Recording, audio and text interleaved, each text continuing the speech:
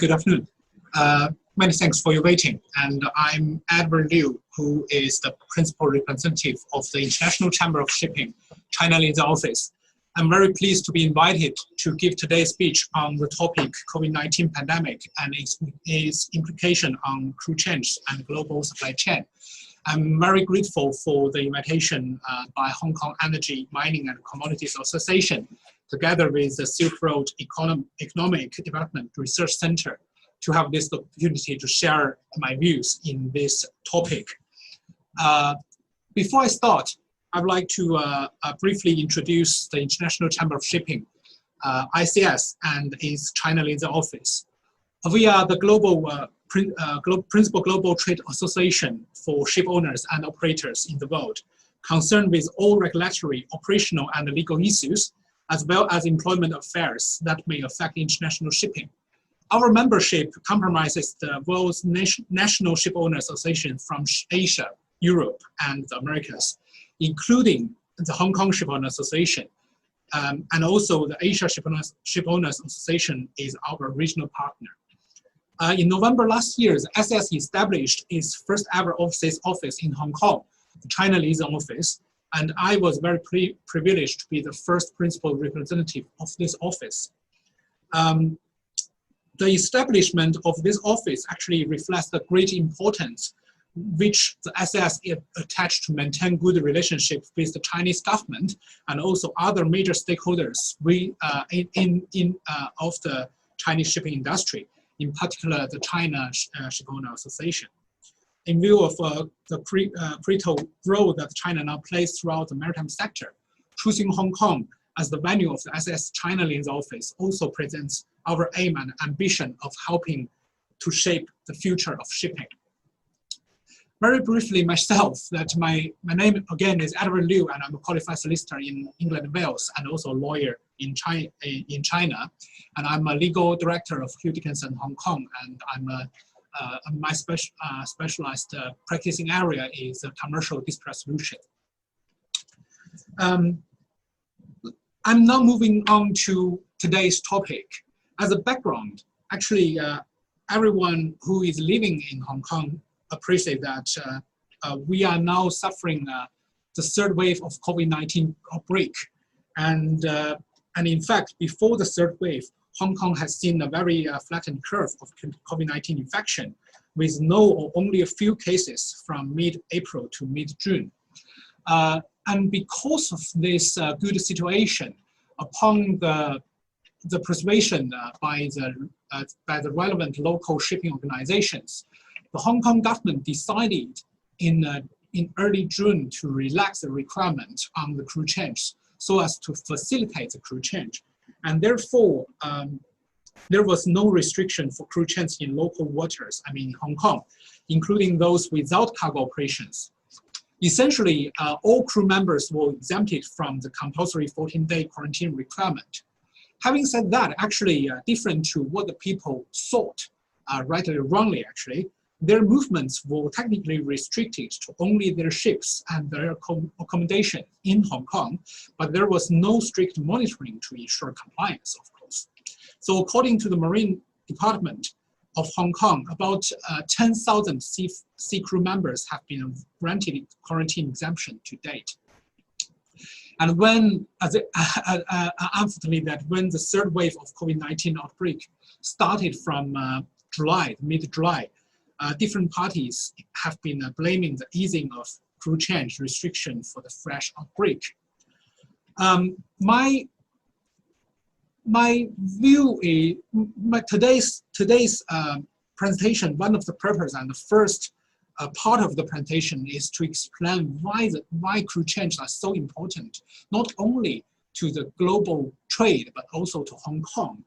And then I will move on to what we have been done as ICS to facilitate the crew change. So, yeah, and before that, I would say actually, because seeing the situation, the worsened situation, the Hong Kong Shipowner Association, together with other local shipping organizations, advised the government to further tighten crew change policies. And as most of we are now aware, since the end of the early October, the government only allow Hong Kong the vessel who are coming to Hong Kong for cargo operation to have the crew changes. So that is the very immediate response given by the Hong Kong government. And also, as you can see from the proponent, that crew members on ships with cargo must stay on board while the vessels remain in Hong Kong waters. And also the outgoing crew members completing their service should remain on the ship until being point-to-point transported to the airport. And incoming seafarers arriving at the airport also same as the outgoing crew members, vice versa. So I'm going now to the importance of crew changes. The current situation, the crew change actually plays a very important role in the shipping as a whole. The accelerated process, if not halt, on crew change worldwide has been contributed to various factors related to COVID-19, such as lockdowns, failing to obtain visa, and compulsory quarantine measures. This unprecedented situation has given rise to considerable problems in various aspects. And for example, an estimate for the time being, it is estimated that there are 1.2 million seafarers are in service on about 55,000 maritime ships, which are the merchant ships worldwide. And normally, each month, 200,000 crew members required to have the change at their period of service on board ends. And on the other hand, there are probably around 300,000 seafarers with expired contracts stranded at sea. So, another 300,000 unemployed seafarers actually cannot join their ships, with the disruption now affecting the lives and livelihood of nearly 40% of the world's 1.2 million crew. So it is said that ship owners and ship managers are facing their largest ever humanitarian and logistical crisis since the end of January this year, i.e. at the time when the virus outbreak. Therefore, together with the International Air Transport Association, the ICS called on governments to take urgent action to assist in crew change flights for seafarers. And at the same time, other major ports in the world have already gradually made special arrangements to facilitate crew change. For example, in Asia region, not only Hong Kong, but Singapore has also allowed the crew change. And for example, like in mainland China, they only allow the Chinese seafarers to have this crew change there. But because China is one of the largest nations to the source of the crew, so it's already a very helpful measure to be imposed by the Chinese government. And the reason why it's so important for seafarers is because of their importance for their contribution to ensuring the smooth running of the global supply chain, which is the last part of this my presentation, and which I will be elaborated further. But for the time being, I would like to say that shipping is, as most of us know, that is a facilitator of the world supply chain, which is indispensable for human beings to win this battle of COVID-19 pandemic. The seafarers are the key workers who need to be able to get from work, just like other first responders, which demonstrates the importance of crew change. Taking Hong Kong as an example, without the sea crew members, it may affect Hong Kong's ability to access world goods, such as food and medical supplies, and would have an impact on global trade. to ensure that countries are kept supplied with food, fuel, and vital products, including medical supplies, during this very difficult period.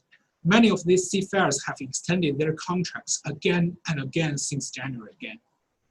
So if the next issue is about the mental health of these seafarers, that if this crew cannot be changed and to be kept on board for a very long time.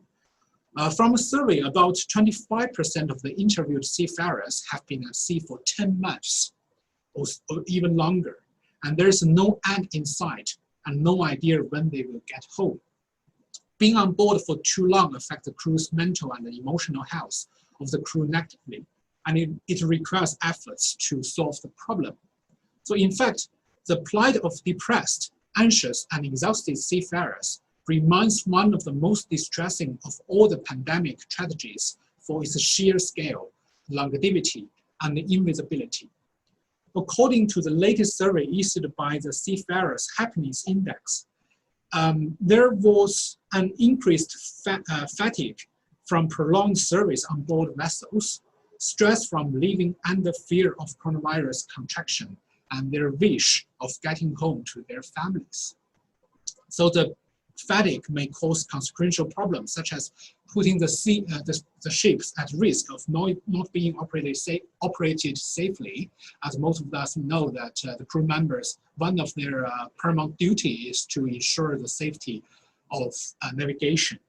And it would contravene the standards set by the Maritime Labor Convention, and even posing significant impacts on insurance premiums in years to come. In short, there may be problems of recognizations or refusals to sail that affect the operation of the vessels and the company. And apart from the mental health problems, there are also possible human rights breaches if the crew members are being trapped on board for a long time. The failure of crew change may contravene international maritime regulations that protect the life, health, and the welfare of seafarers and avert environmental disaster. More importantly, if it amounts to an egregious mass breach of human rights, raising concerns over the forced labor of this invisible workforce. If the situation, I believe, goes on, we will see that the slowing of global trade and the gradual dismantling of the global economy. As a lawyer, legal issues is always one of the most problems that we consider. So I would also like to take this opportunity to share something about the legal issues. As under international law and most of national laws, the ship owners have a duty to take reasonable care for the health, safety, and welfare of their seafarers, even during COVID-19. And the governing international convention is named the Maritime Labor Convention 2006, MLC.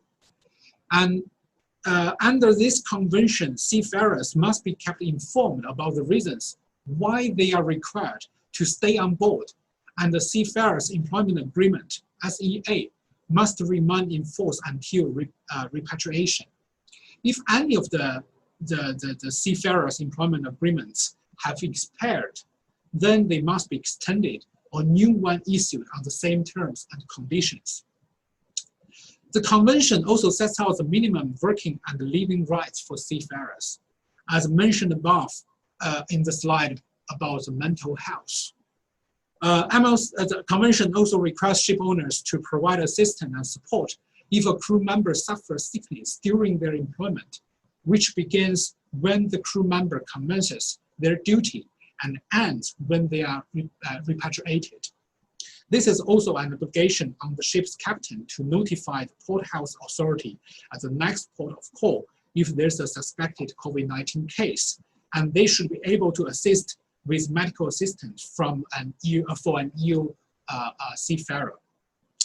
So also for the costs covered, it includes first the medical treatment and any medication, and second, the food and accommodation until the crew member has recovered, or his sickness has been declared permanent.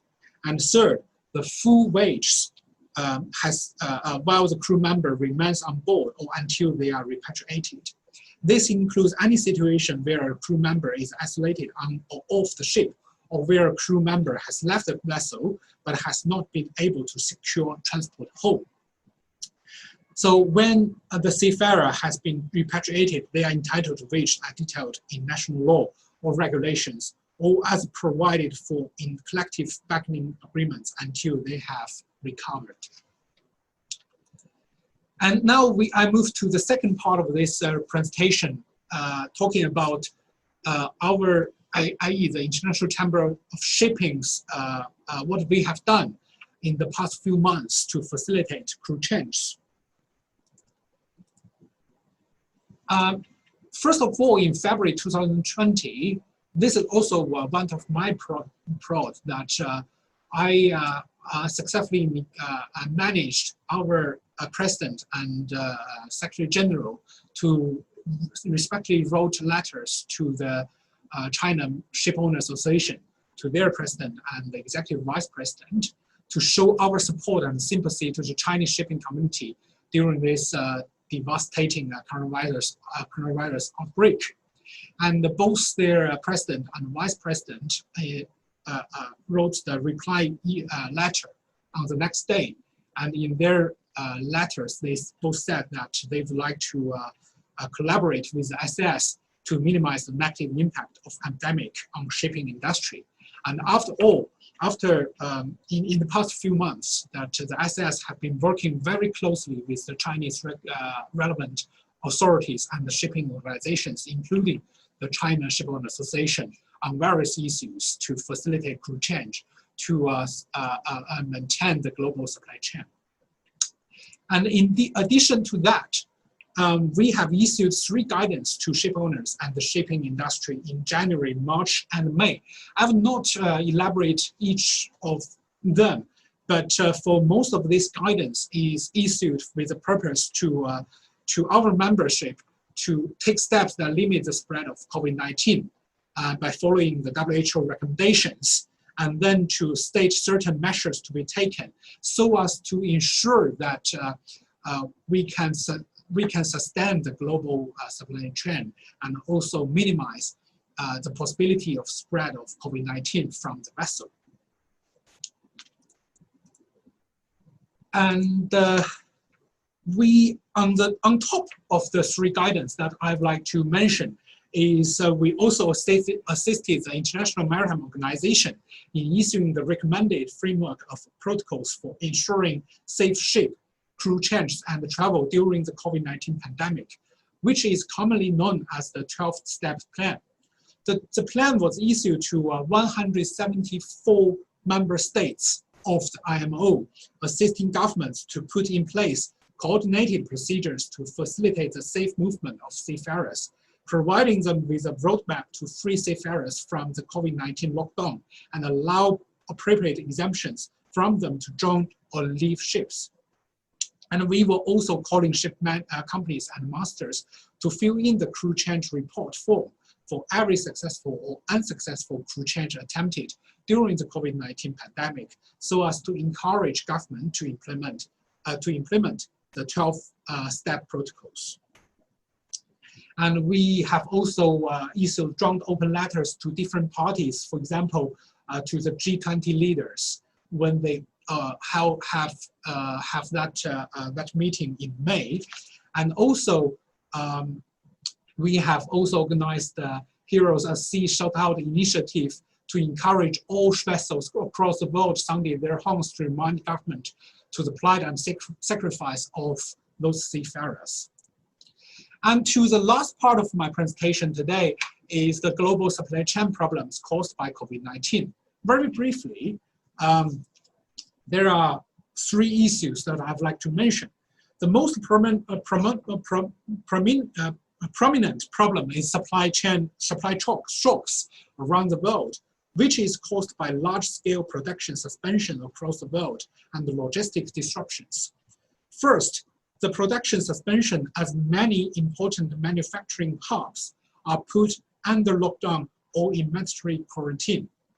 For example, for weeks at the start of the year, as everyone knows, the COVID-19 was taking its toll on China, and experts were focusing on supply shocks because there were disruptions to the availability of goods sourced from China. And both finished goods for sale and products used in factories in developed markets. So companies scrambled to sort out what production was feasible and what demand could be met. The impact of production suspension would quickly ripple through the supply chains, affecting suppliers, downstream partners, and the logistics businesses that work with those manufacturers on a continual basis. In fact, even before the nationwide lockdown, many factories were shut down or scaled back their production due to quarantine requirements or precaution, which worsened the problem as well. The second factor contributing to the supply shock are logistic disruptions, which I've already mentioned when I talked about the crew change issues. As more countries implementing stringent virus containment and prevention measures, moving goods within or out of certain countries become difficult and costly. At the same time, the increase in the number of workers in quarantine levels, leaves ports, warehouse, and trucking services short-staffed as well.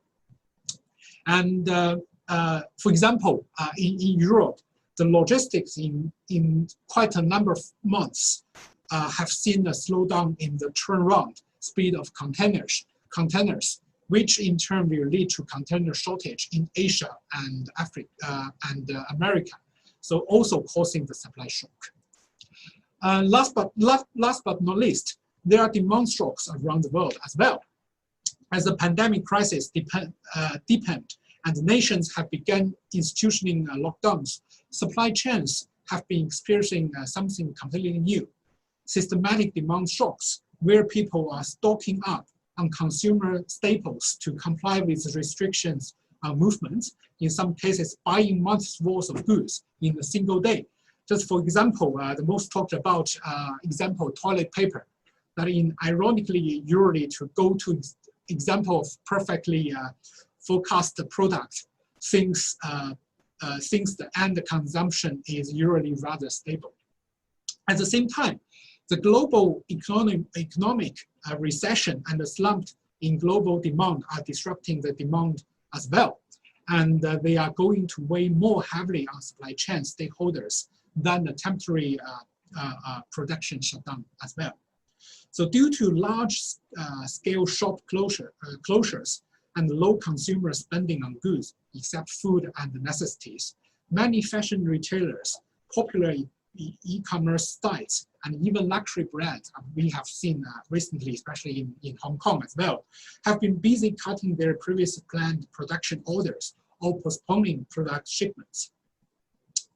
And worse still, as the COVID-19 pandemic dragged on, widespread business closures and layoffs could further stifle consumer spending.